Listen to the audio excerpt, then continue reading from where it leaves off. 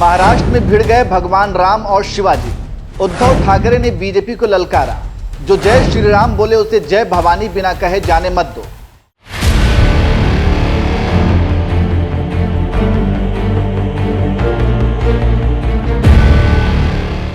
नमस्कार, मैं नियाज खान और आप देख रहे हैं न्यूज एक्सप्रेस। राजनीति जो न कराए, राजनीति में नेताओं ने अपने स्वार्थ के लिए हिंदू मुसलमान किया और जनता ने भी साथ दिया। 21वीं सदी में विज्ञान और विकास की बात होनी चाहिए तो आज के नेता द्वापर युग, त्रेता युग और मुगल युग की बात करते हैं और कहते हैं कि कौन अच्छा है। आज नौकरी, स्वास्थ्य, बेरोजगारी, बिजली, पानी की बात नहीं होती है। बात होती है औरंगजेब कौन था, शिवाजी ने क्या किया और भगवान राम कौन है। उसी कड़ी में महाराष्ट्र में एक बार फिर मुगल मराठा आमने सामने हैं और इस मुद्दे पर बीजेपी लीड ले रही थी। तभी शिवसेना उद्धव गुट के नेता उद्धव ठाकरे की एंट्री हो गई और उद्धव ने जो कहा उससे खुद ही बीजेपी फंस गई। जानकारी देते चले कि यूबीटी प्रमुख उद्धव ठाकरे मुलुंड के कालिदास सभागार में बोल रहे थे और कहा कि फर्जी हिंदुत्व कथा को बढ़ावा दे रहे हैं, भारत के स्वतंत्रता संग्राम में उनकी भागीदारी की कमी को उजागर कर रहे हैं। और आगे कहा, अगर कोई जय श्री राम कहता है तो उसे जय शिवाजी और जय भवानी कहे बिना जाने ना दें। बीजेपी ने हमारे समाज में जहर घोल दिया है। मैं भाजपा को कड़ी चुनौती देने जा रहा हूं क्योंकि उन्होंने हमारे समाज के साथ जो किया है वो दुर्भाग्यपूर्ण है।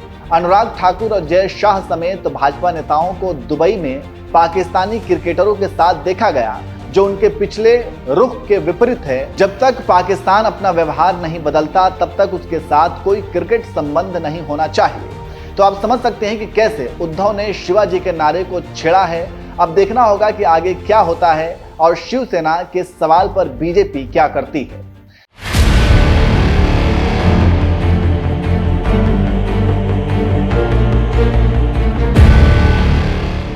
जानकारी देते चले कि अभी हालिया चुनाव में बीजेपी ने बड़े शातिर तरीके से चुनाव जीत लिया था, लेकिन इस चुनाव को लेकर काफी कुछ कहा गया और इसके सबूत भी विपक्ष ने दिए।